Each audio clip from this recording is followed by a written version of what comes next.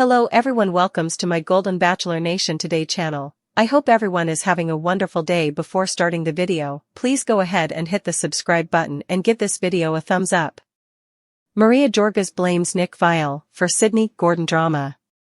Maria Georgas is on good terms with her Bachelor rival, Sydney Gordon.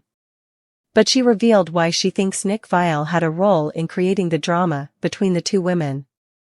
Keep reading to find out why Maria blames Nick. Bachelor Nation fans have been waiting to hear from Maria Georgas after season 28 of The Bachelor ended in March.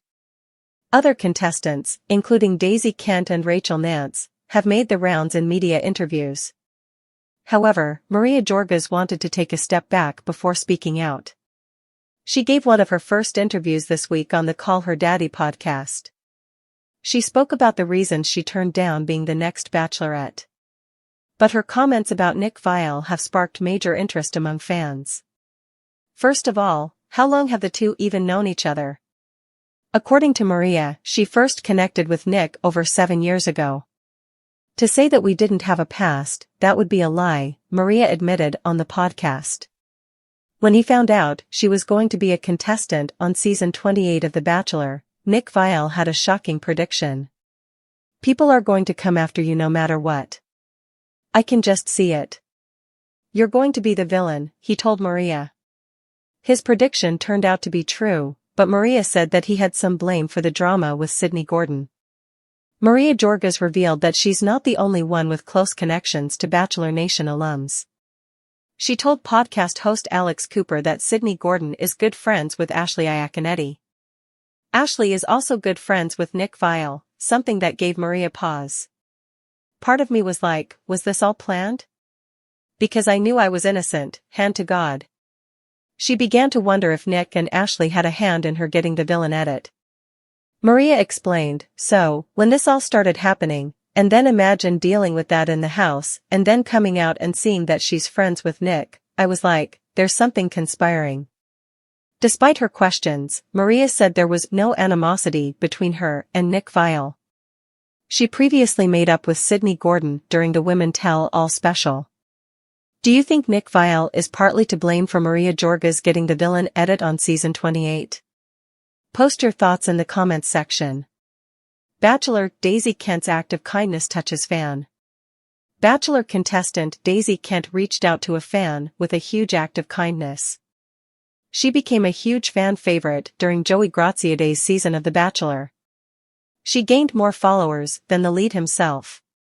Plus, she made history with her actions at the end of the show. Now, she is ditching memories while doing a good deed.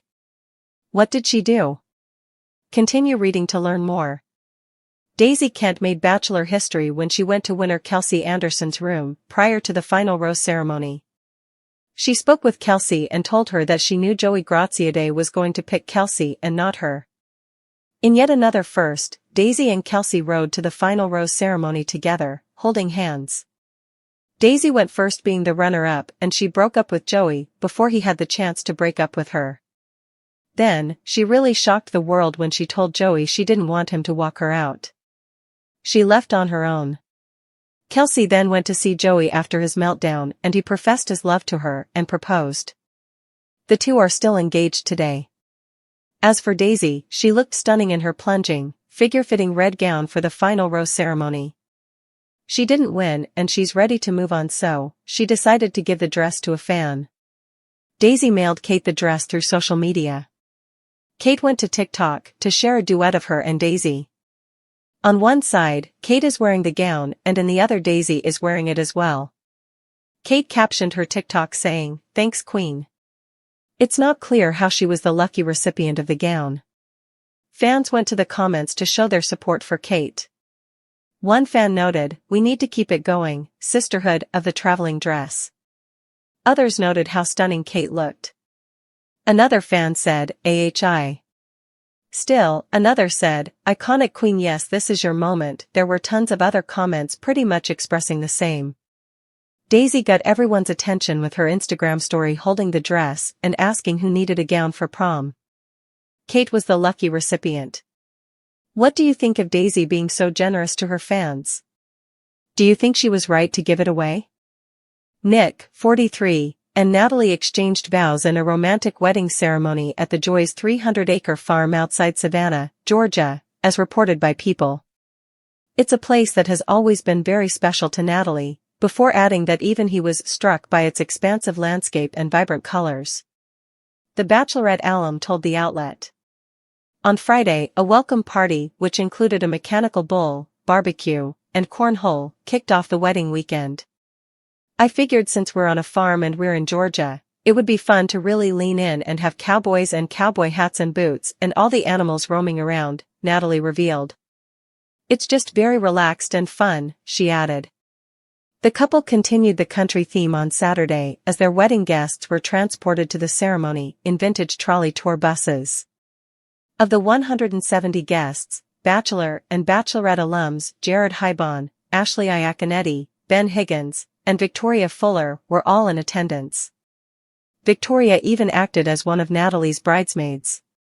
Singer and dancer JoJo, 20, took a break from rebranding her image ahead of the release of her debut studio album to attend the nuptials.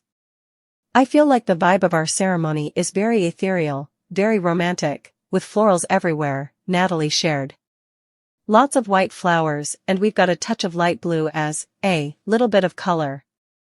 I've always wanted to have a tuxedo black tie event, Nick confessed when describing his ideal wedding. He continued, and even though we're having it on the farm, we're doing both, adding, so it's kind of like a Vogue on the farm kind of vibe.